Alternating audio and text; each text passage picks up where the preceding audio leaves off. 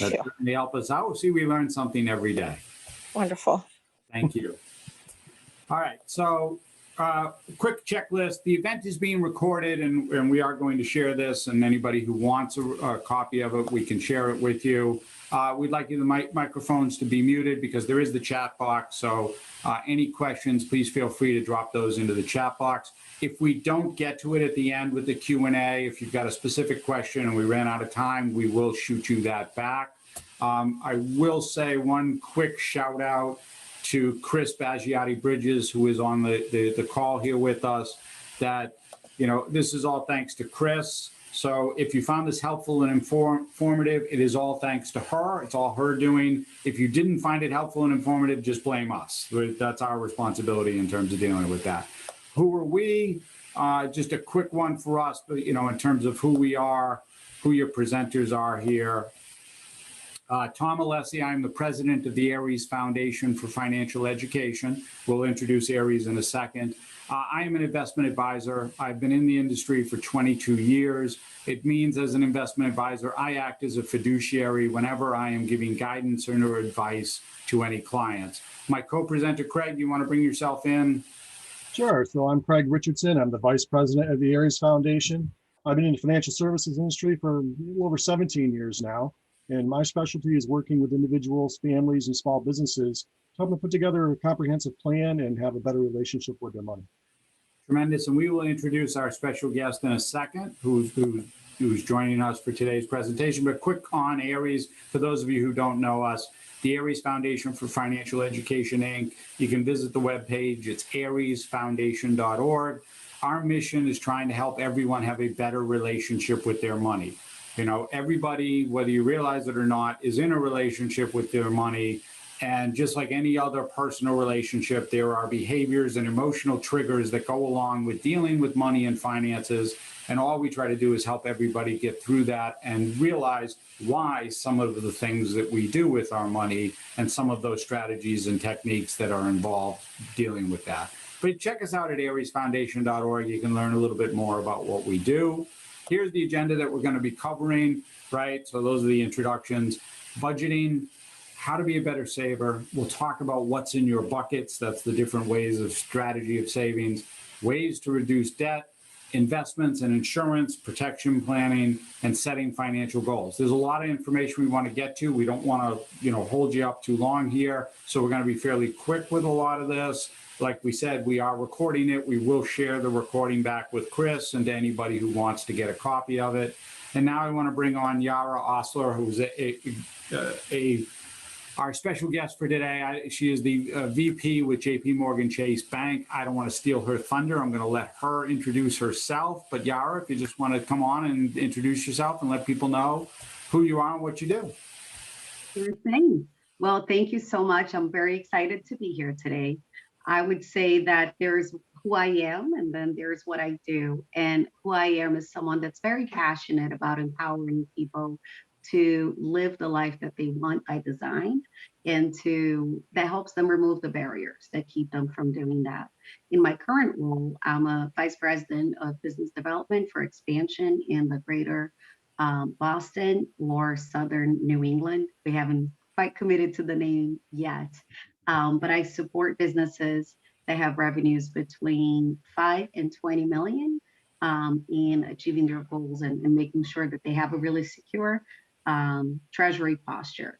So what that means is I again remove barriers, help them remove the barriers to make sure that the inflow of money is the way that it should be and optimized, that money stays in the company, the way that positions them for future growth and for loans, and then that it only goes out when it's supposed to, through the people that it's supposed to, getting to the people that it's supposed to get to.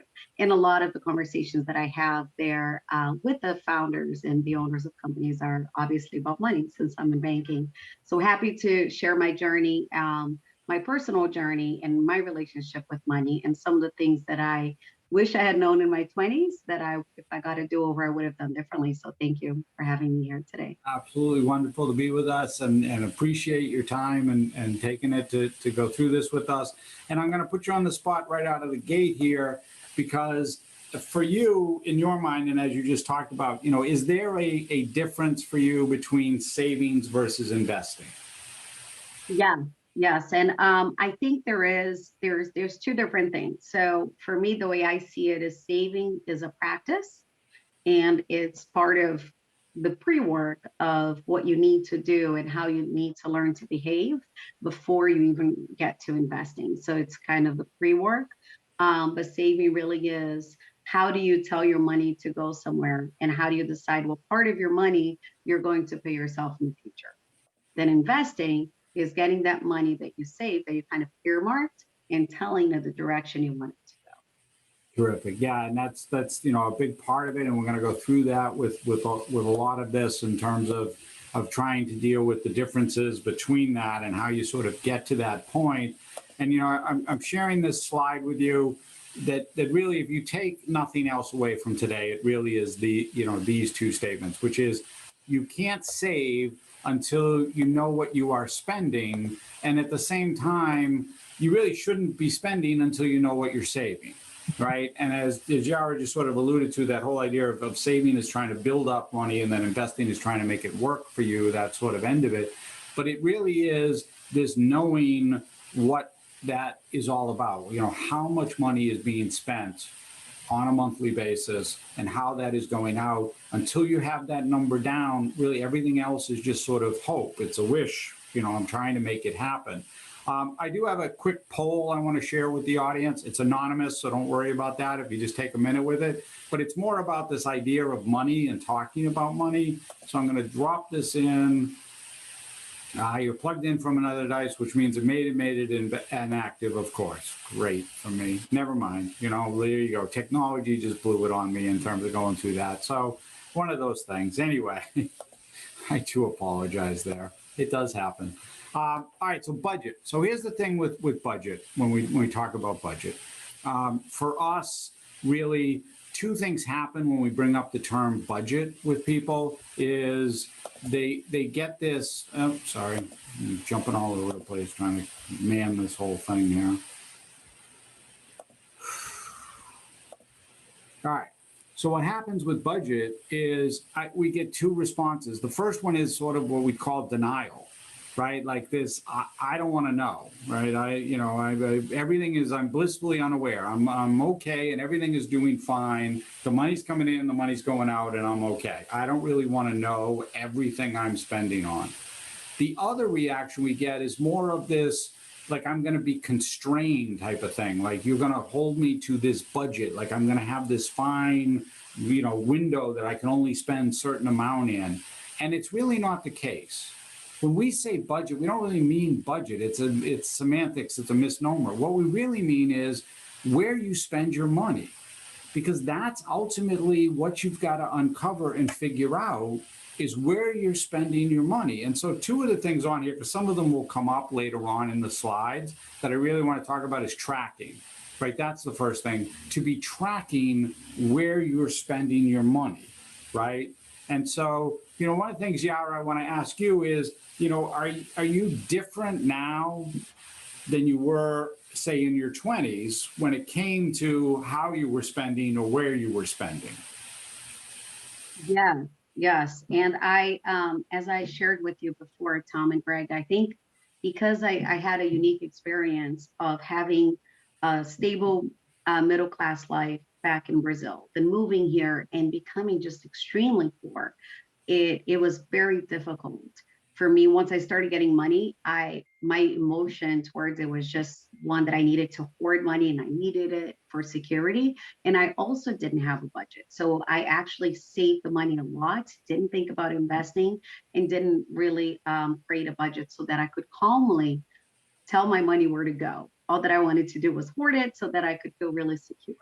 So now I wish that I had created a little line in my budget saying, hey, celebrate the fact that money is coming in, and make sure that it's going in the right direction, and start building the network of folks that can help me come out of that fear sense. And I, conversely, my brother started just burning through money as soon as he got it, because that's how he responded to that experience. So I think both of those come from a lack of knowledge. So I think that's the big thing for me. The lack of strategy that I had in my 20s was good in some ways, and I think not a bad way to go if you have to pick an extreme. But yeah, I wish I had a budget and had allowed myself a little line item for enjoying the success that I was building. Well, right, and that is important, and we will talk about that balance between the two. But I think also the reward part of it, like for any goal setting, right? That reward factor should be factored in, and we'll talk about setting goals later on. But you should have that as part of it. You know, when we talk about tracking, it is very difficult, though in today we're a plastic society, right? So we're freewheeling with everything. But one of the easiest ways to track your expenses is with a debit card, right? So if you've got a debit card and that's the only thing that you spend with, you can then track what you spent for a given week and to know where all the money is going. You know, what happens for most people is they get tripped up because they spend sometimes with money, sometimes they take an ATM withdrawals, and then we're not coding where that fund is going or where the money is being spent, and it loses itself. And so it's really, you really need to get a handle on where your money's being spent and how you're spending it to really get that sense of where all that money is going. The other one there is those must pay, right? The first thing you got to do is figure out your must pay expenses. Your must pay expenses, those are those hard dollar, as Craig and I like to refer to them, which are, you know, rent or the mortgage, the insurance, your utilities. And some of those are static. The rent is the same every month, or some of them are variable. Like it's 80 degrees today. We're not using the heat today. So that type of thing. But you've got to have those must-pay expenses. When we build out the budget, when we build out how we're savings, we'll talk about that in a little bit. That becomes the first thing. Those are must-pay. They've got to be done first, and then we can slide in everything else that goes from there. Well, Tom, the one thing that's good about today is that, you know, there are so many tools available that weren't available, say, 10 or 15 years ago. I mean, you have online banking, you can go right in and see your account balance and what's coming in and out on a real-time basis.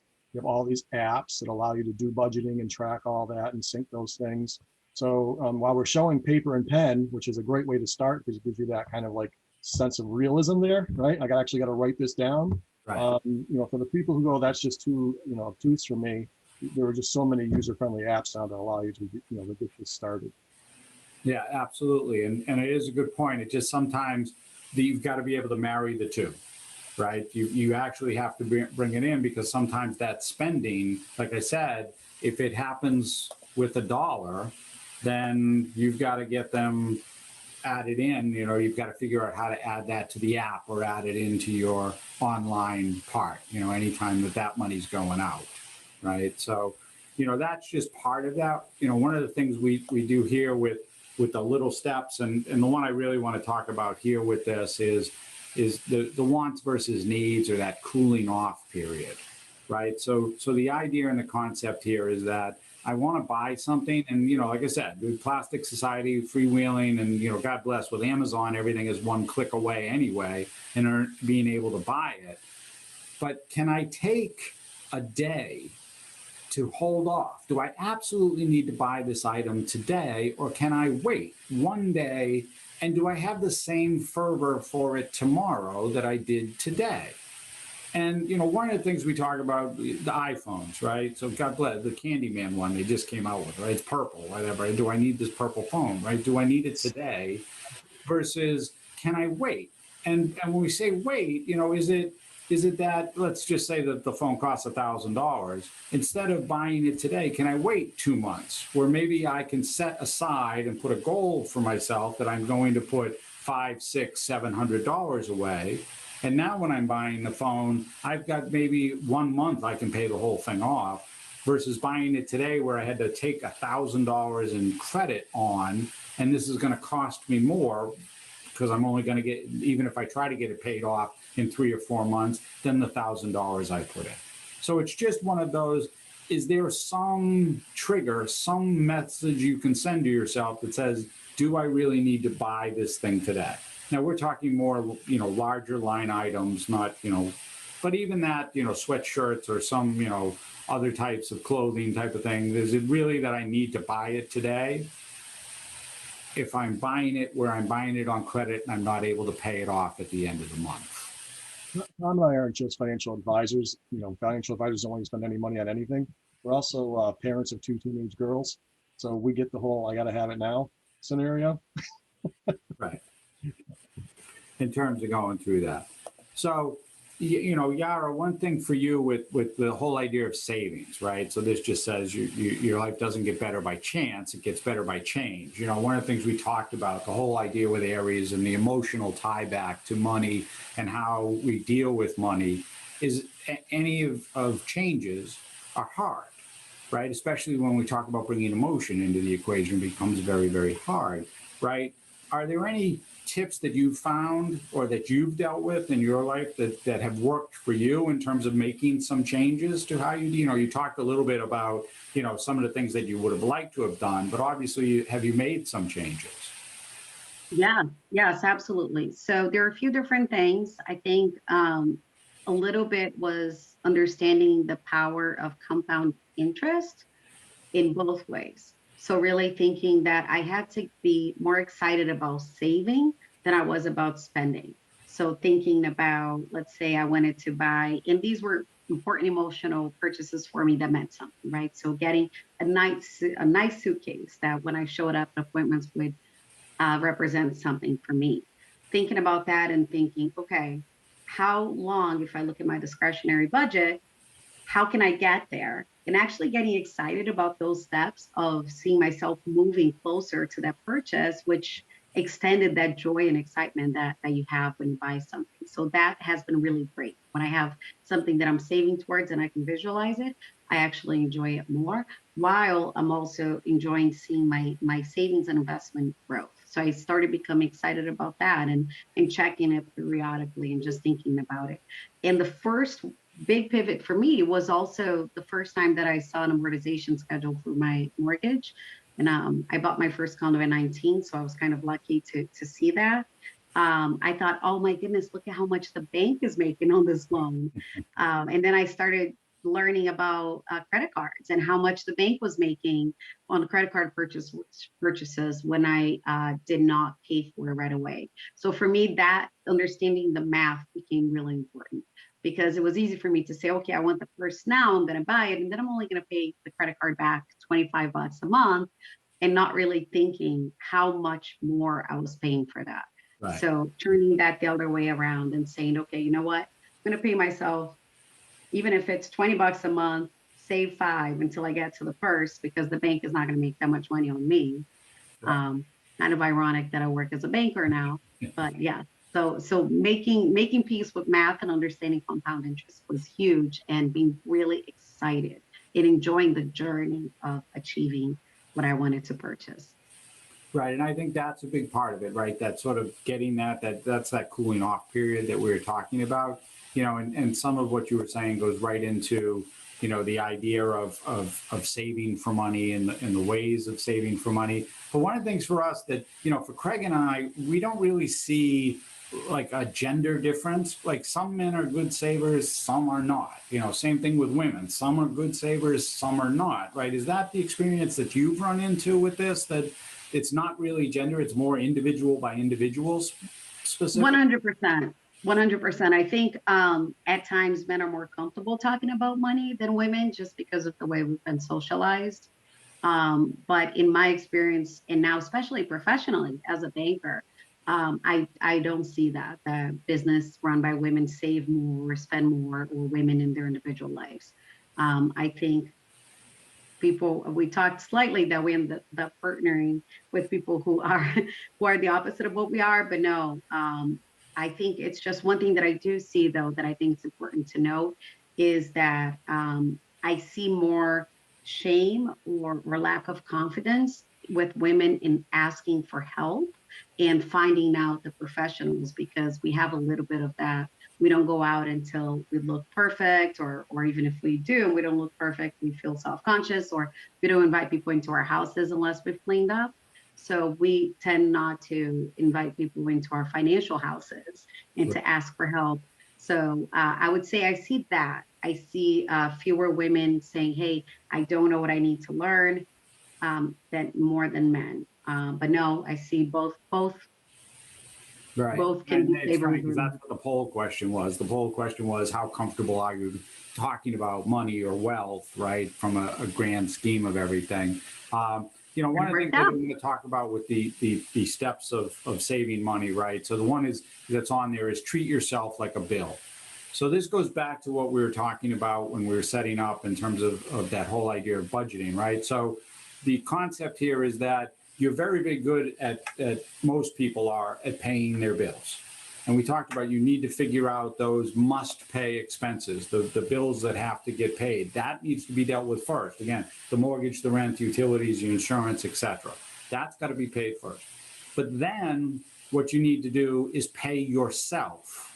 You pay yourself, and then we come to discretionary spending. This is the most efficient way to do it. So I pay my must pay expenses. I then pay myself. And however you're paying yourself, and we'll talk about that in the next slide, which gets into the 3 buckets, whether that's I'm doing retirement or I'm doing, whatever I'm doing, but you've got to pay yourself, and then you can have discretionary spending. What happens for most of us is that we get, we're paying the must pay expenses and we're doing discretionary spending at the same time, not really considering or paying attention as Yara was talking about, paying yourself or rewarding yourself in that situation for what you were doing.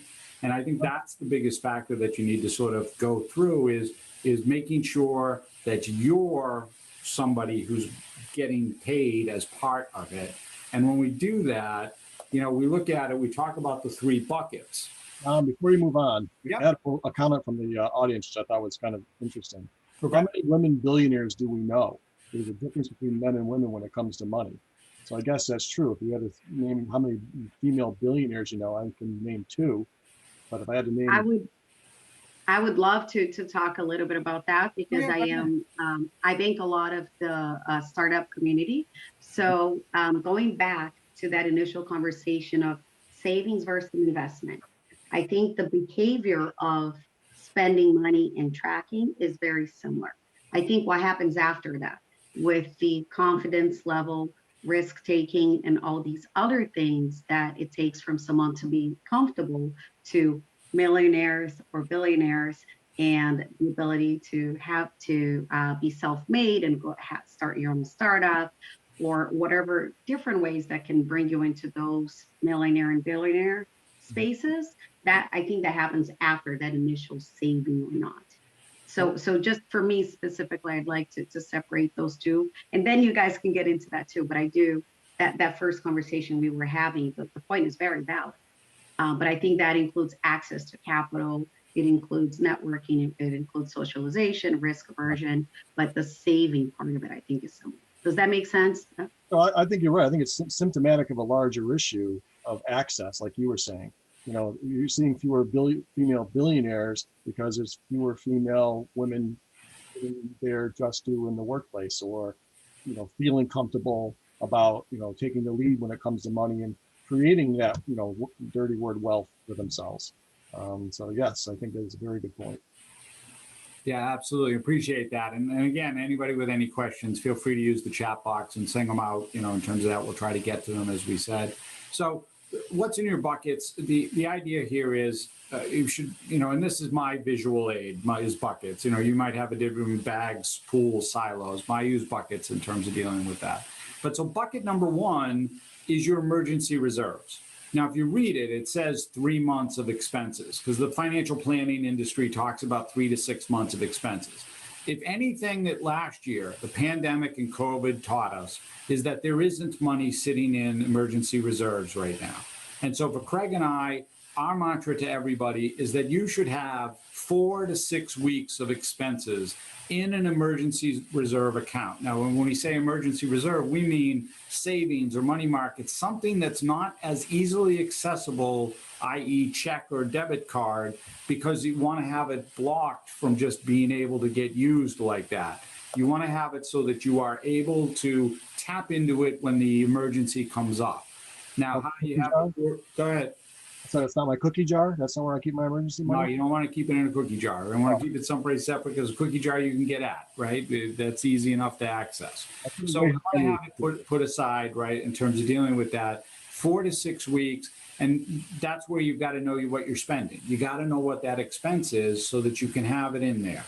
The other buckets, 2 and 3, then become midterm. The second bucket is I'm saving for something, whether that's an upgrade to your car or home or something along those lines, or I'm paying down debt. That's bucket number 2. And then bucket number 3 is retirement, longer term. Maybe if it's a new child, it's education funding for a young child, or maybe it is buying a home that's farther down the line for you. But that's bucket 3. The idea here and the concept is I've got to fill bucket number 1, and then I move on to buckets 2 and 3. Now I can be throwing some money into buckets 2 and 3 as I'm filling bucket number 1, but my focus has to be filling bucket number 1 first. I get my emergency reserve set up. Now I can start focusing more on filling buckets 2 and 3. Well, And that, go ahead. So it's not just from a financial standpoint of I got to have that money put away to pay expenses. It's also from an emotional standpoint of knowing I do have some emergency reserves. If something happens, I do have some place to go. It's not just my credit card I'm going to throw an emergency on. Correct. It's a fallback for that in terms of being able to do it.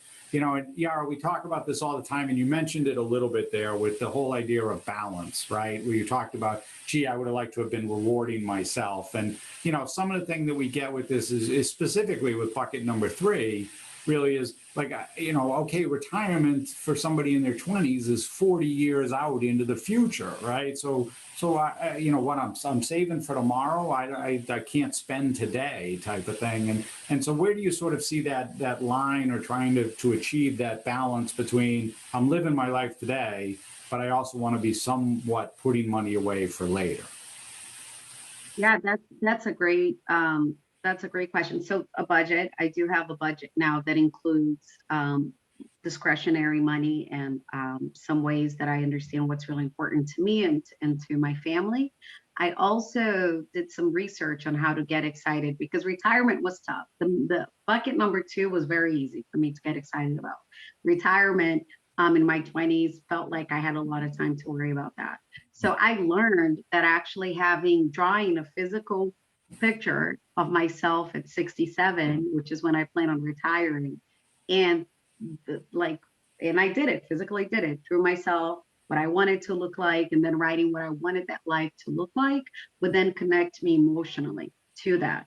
So right now, having an aging parents, I think about, oh my gosh, I don't want my kids to worry about this. So I often think about what I want out of my bucket number 3, thinking about this is myself when I'm that age, but also thinking, oh, here's what it feels like to be the daughter of someone who's going through that and can't do such. But I think that little visual picture that I did really helped me because I was like, oh, I want to be kind to that person in the future. So Yara, let me ask you this. Emotionally, what does it do for you to, I know you started planning retirement in your 20s, you said, which is kind of unusual. But what does that do for you, having a sense of, grip on your money in your future? I think it's really empowering. I don't think there is any job or boss or anything that could force me to do anything financially that I don't want to. So I have this grounded experience and very liberating experience of being able to make decisions that are consistent with my value. I'm able to invest in startups or nonprofits that are consistent, but I just feel really liberated. I feel like I don't have to worry about that. So there's a lot of mind share that's been liberated for sure. So creating that, I would say, even though when you started in your 20s, it may have been smaller personal wealth, it gives you choices that allows you opportunities. That a lot of choices, exactly. A lot of choices. A little bit of what happened that in your 20s you may not think about, but in my early 30s, I had a child who needed a lot of medical intervention. A lot. We were hospitalized over 10 times his first year and a half. So that money that I had saved and the different strategies that I have for it allowed me to take time off from work Mhm. and focus on my family while still having a nanny to take care of my other son, get him to activities and being in the NICU. And that was, for me, made me feel like, wow, I'm so happy Yeah, that that was an option. And that's not the case with most people. yeah. Right. So yeah, it has allowed me to a lot of freedom in my life. I Yeah. think I juggle those same balls at the same time, trying to still make money Yeah, with a child, and how do you be in three places at the same exactly. And I should say that I started small. So I was working at Domino's making pizza time?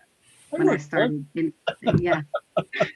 Yeah. I delivered. So very, yeah, I don't want people, and then Starbucks.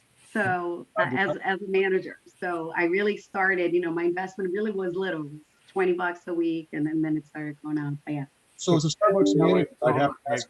Craig, hold on, because that brings up a very good point in terms of the buckets, right? So that is a big part of it, which is starting young, even with small dollars, as you mentioned about compounding of interest, ultimately out over time wins the day.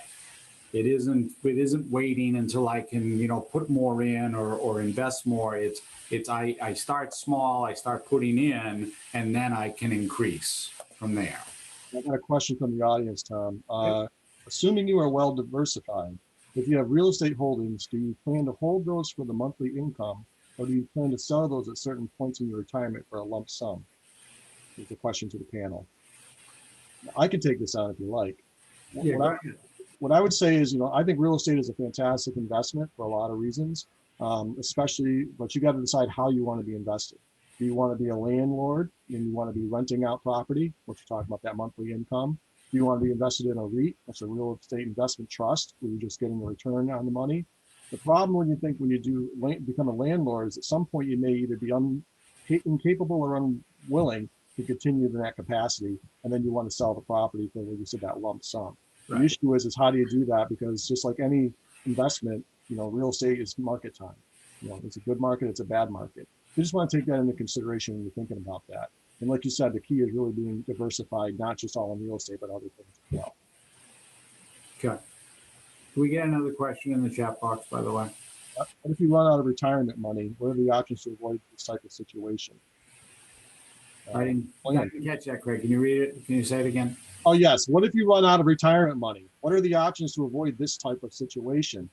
And I would say that's having a good plan, right?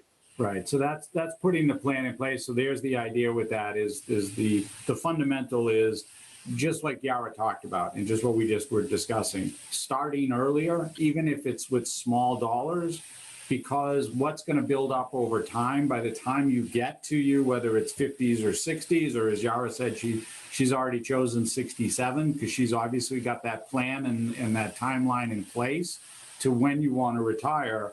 That's determining it. Then the flip side is just like we talked about from the beginning and why it's the most important part, knowing what your expenses are. Because in order to solve for that need, you got to know what the expenses are going to be. And that's what ties it together is to say, okay, I know I need X for the rest of my life. Here's how I've got to get that and achieve it to make that happen. A lot of things Tom and I talk to a lot of people about when it comes to retirement is everybody gets consumed with accumulation of assets. That's how big a pile you're trying to build. The issue isn't how big a pile you build, it's how much you can take out, which we call distribution when you're in retirement. And there's a lot of, we do this thing we call the retirement game, right? And there's so many rules involved with, what's taxed, what's not taxed, how does Medicare come into the situation, longevity, do you have a partner, all those things. So that's why, it's really difficult to kind of like stitch this whole game together by yourself. You really should reach out to a planner. And I can tell you from personal experience, and Yara probably can chime in on this, I've never met anybody who doesn't have financial skeletons in the closet. Everybody's made mistakes, everyone, right? So when we talk to people, it's always, there is no judgment. It's about, where are you now? Where do you want to get to? And how do we achieve, the goal to get there? So, it's really about, making sure you're being as efficient with your money as possible and creating those streams. Yep. So I want to move on now to debt because this is, one that's always coming up and specifically out there. And, so Yara, for you, how have you dealt with debt, right? What are some of the things that you've dealt with in terms of dealing with debt? Part of it was becoming comfortable with good debt, which I would call that just my mortgage, and understanding that there is such a thing as good debt, and building a strategy to pay that off in a timeline that makes sense to spend the rest of the money in another way. The other part was the few times that I did have emergencies early on in my 20s, mostly related to healthcare, because this was a while ago. I really had to spend credit cards, and then thinking, okay, which one has the highest interest, and how can I pay that down as fast as possible? So for me, it was really that, really thinking, okay, if I'm paying 28% on a credit card, I definitely need to get that out of the way quickly, and paying it down that way. And Yara, just before we get further into debt, I have another question on the board. Yeah. And it may be a good one for you. That second bucket, are there any good strategies for growing that, intermediate savings? Like, where would you stick that money? Well, so when we talk about the second bucket, right? So again, depending on your situation, if there is no debt, because debt would be the first place that that's going. And then the second part of that is how much are we trying to save up? So if you're doing this and I'm saving for a longer, so a spread that's going to be at least 5 to 10 years out, well, then we're talking about, all right, now we want to maybe try to earn something, like Yara was talking about the difference between saving and investing. So maybe now I'm putting it into something that's, a low cost, an ETF or some sort of that's exchange traded fund. Forgive me for throwing out, financial ease there in terms of language, but, some sort of an indexing strategy that I'm not going to be taking a huge amount of risk with, because this is money I'm trying to save for. We'll talk about investing in a second and a couple of screens where we get into that. But the idea there is that you want to have something that's going to be more, that's not, right now you're not going to get anything in the bank. So we all know that the interest in the bank, and the Federal Reserve Bank is telling us that you're not going to get interest in the bank probably for another year plus at this point now. So you've got to find some other strategies. So some sort of a base indexing strategy was probably the best bet at this point. And for me, just very quickly, knowing that I'm not a specialist and accepting that what was important for me was finding out the folks that I trusted. Every time that I have any sort of money above the 6 months that I keep in my savings account, then I just would call actually my financial advisor and say, hey, here's some money. Can we walk through some of the options? So for me, that's what I do. After any amount after 6 months of saving, we're picking up the phone and thinking if there's something else that I can do. Okay. Craig, we get more questions in the chat box. We do not. We just had someone saying thank you. Perfect. Thank you. All right. So Yara talked about one of these. So these are 3 different methods for paying off debt, right? 2 of them work, 1 of them doesn't. So you have math, momentum, and shotgun. So math is what Yara just described in terms of what she was doing and how she was dealing with debt. Math says, I'm going to take the debt that's got the highest interest rate, and I am going to apply all of the funds to paying that off first because it's costing me the most. I'm going to pay the minimum on my other debts that I have, but I want to get the one that's costing me the most paid down the fastest. Momentum works a different way. Momentum says, I'm going to take the smallest debt, regardless of the interest rate, and I'm going to pay that off first. I'm still going to make minimum payments to my other debts, but I'm going to pay off the smallest one. And it's a psychological factor with that because it's achieving something. We're paying off that debt, and it's sort of saying, okay, I can do this. The number, whatever I have for debt or the number of debts that I owe, I'm not overwhelmed by it. It's not daunting. Momentum gives us that feeling that, okay, I can accomplish this. I pay off the next highest one as the next one in line, and so on as we whittle it down. The last one there is shotgun. And shotgun is pretty much what most people do, which is I'm paying a little bit more across all of my debts. And the problem is we don't sustain that. We get overwhelmed, and it gets very, very daunting to try to deal with debt when we're using the shotgun approach. You can still do it, but either Yara's method, as she mentioned, which is the math method, take that highest number and pay that down, or momentum are much more efficient. You're going to feel better about it, and you're going to find yourself on a path to getting out of debt or reducing your debt in a better way than just trying to say, oh, I'm trying to pay it across everything, because ultimately, it's just from experience and from everything we deal with, it doesn't work, right? It winds up there. I really do like a lot of my clients too. They get to a point where they're just frustrated with debt. They don't want it anymore. And now it's a calling to get rid of it. Now it's a goal. You got to make it a goal. Right. And that's part of it. So now we're going to get to that investing. I know we've had some questions on this.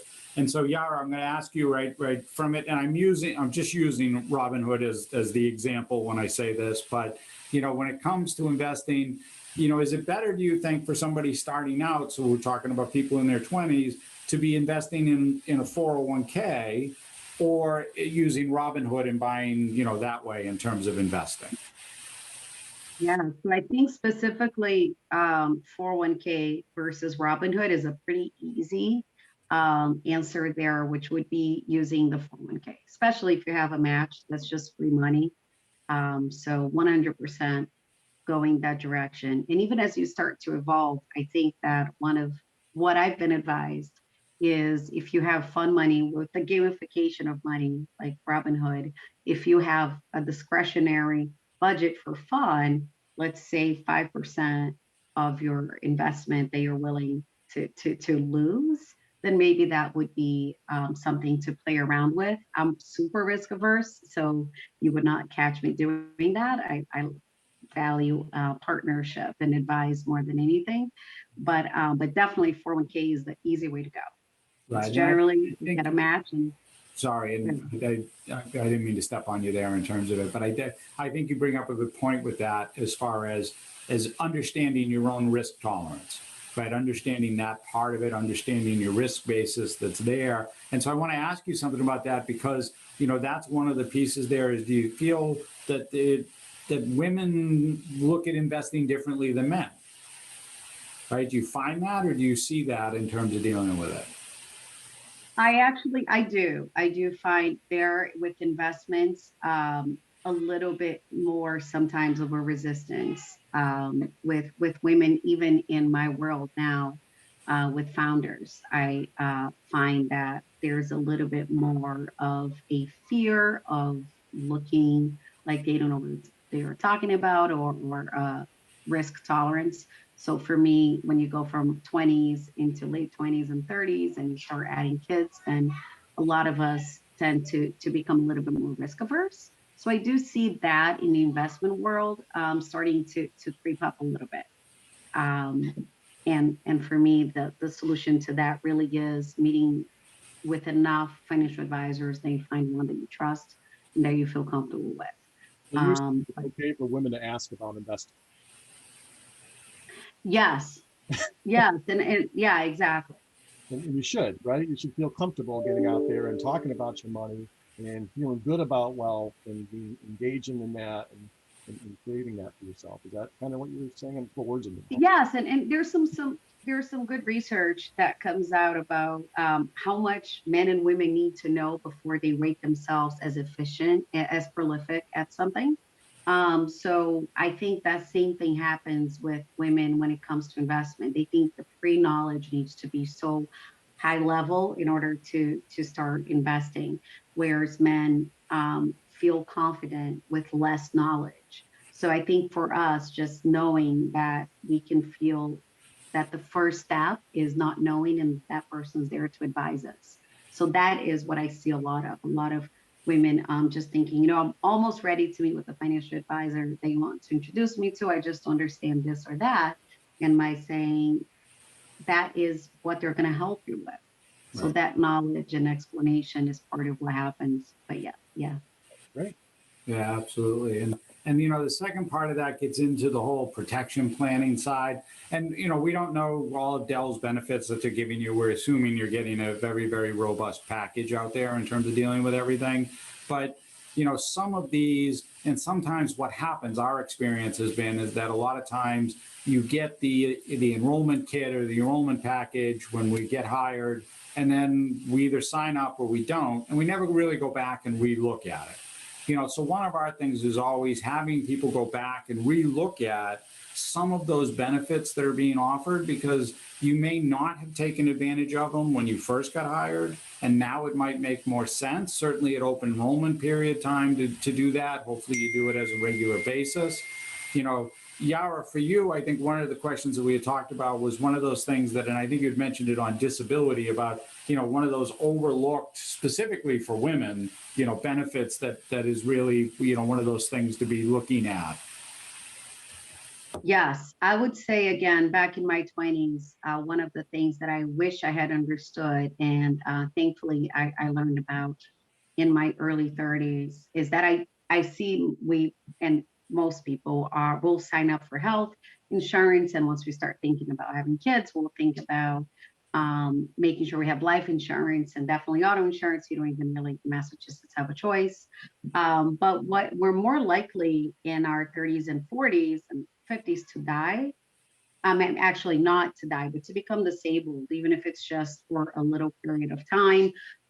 So for me, I would definitely say that I'd encourage people to look into insurance with the employer as well as without the employer, because let's say you have some sort of disability, could be mental disability, where you may have some mental health crisis or some issue with your children they have to stop and take care of pregnancy. If you have a high-risk pregnancy, what would happen in all of those scenarios? They happen really often. So definitely become educated about, if you select disability insurance to work, what does that mean? If you go outside of work, how does that cover you? What are some of the riders that can help you if you have postpartum depression? So there are a lot of things that our society is not very well suited for women that are working. So I 100% think that learning about insurance and how it covers, especially things that happen with women, is important. Terrific. Thank you. Yeah, no, absolutely. It just, again, it's one of those, just make sure you review everything. So this talks about goal setting, and we're going to, quickly go, because we're coming up close and we don't want to go past 1 o'clock on anyone here, in terms of doing this. This is just about setting yourself up and about making New Year's resolutions. I'm not really a big fan of them in terms of it. I know Yara talked about that when we had a conversation, that she does them on her birthday instead of New Year's, because I think that's a little bit much on there. But one of the things you want to do with any goal setting is that, use and you forgive me with the Boston part of this, the wicked smart part in terms of setting up. Goals should be specific, measurable, attainable, relevant, and time-based. In my case, if I was putting a goal in, which is to get a 22 brand new Ford Bronco, I want to get a 22, Ford Bronco by, the year 2022. I know I'll be making progress on this if I put $2,500 a month, say, for the next 12 months, in order to, get that savings put away for that. But it's that type of thing. You want to have it so that you've got the goal, what it is, it's relevant to you, and why it's important. Some of the tips that go along with that really is, make sure it's realistic. I didn't say Lamborghini or Ferrari, I said a Ford Bronco, because that's more of, what I'm looking for in terms of going through that. But you also want to talk about it, right? You want to have it there. Exactly like Yara spoke about with retirement, make it visible, right? Your screensaver, you put it up on the billboard. As she said, she drew the picture of it. That whole concept, it works, it puts it in your mindset, it helps you go through that. And then the last one on this is, getting up off the mat, right? Don't beat yourself up. We all fail. Everybody fails, right? Just learn and adapt from failure, because that's the whole thing. In order to go forward, I've got to sometimes take a step backwards and understand, but you want to understand what those failures were so that you can bring yourself forward and do that. Some of it might be journaling. Some of it might have a goal buddy. Maybe you got somebody else who wants to buy a similar type of thing that you do, and you can have that conversation with them in terms of what you're doing. setting goals is very, very good. And Yara, I'm going to throw this last one to you with this in terms of it is, how often do you feel their goals should be revisited? How often should somebody go back and look at their goals that they're setting for themselves? So I would say that right now I'm on this 12-week year, the 12-year Yeah, 12-week great thing. Yeah. plan. Yeah, so that's a book that I really like, and that really helps me. So not too often with investments. You definitely don't want to check your investments daily because that will drive you crazy. Yes.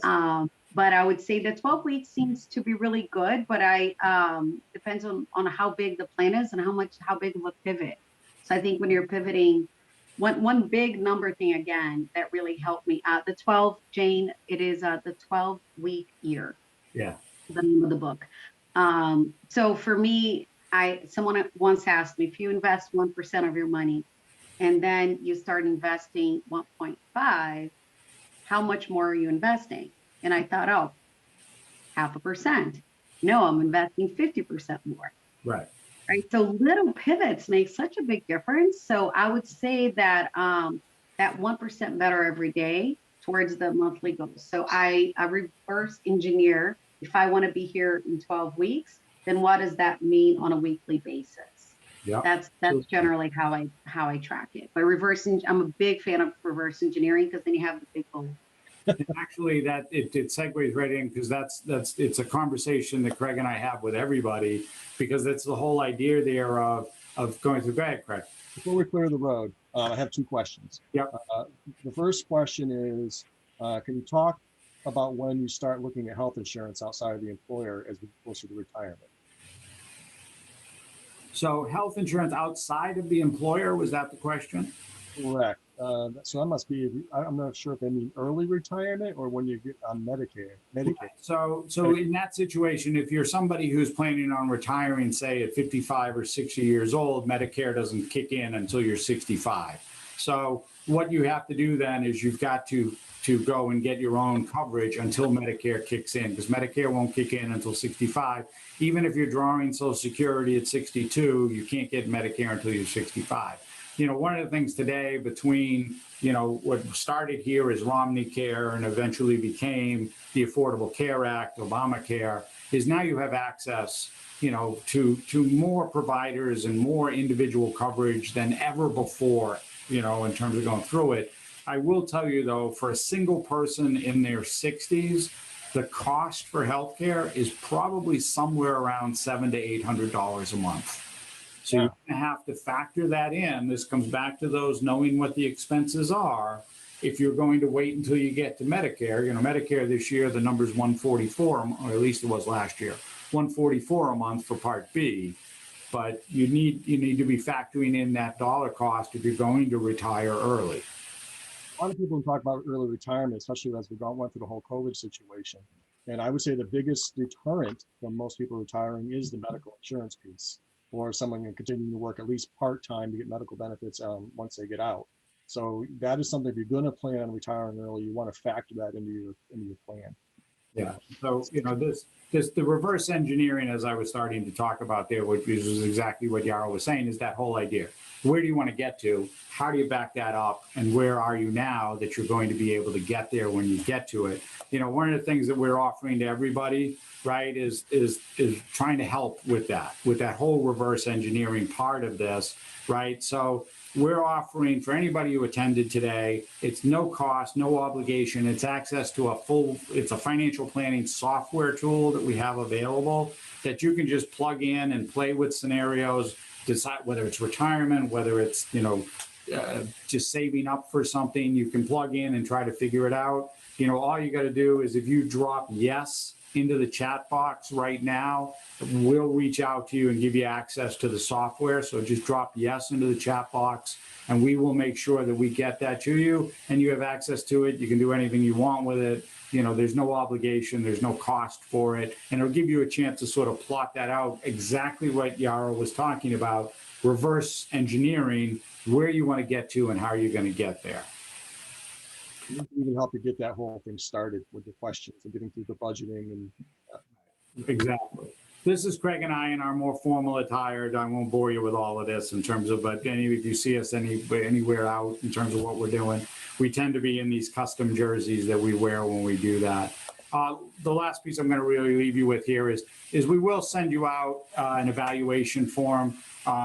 Very important for us. We like to get feedback from everybody, how it went, what you felt. If there are any other topics that you might feel that you want to hear, we're happy to do that. I'm going to have our assistant Antonia drop the link in the chat box right now. We'll also send you out the link, but you can access that link. Yara, if you want to drop, if you feel like it, if you want to drop your contact information into the chat box, so if anybody has questions specifically for Yara, go ahead and do that, in dealing with it. And then, lastly, how you reach out to us.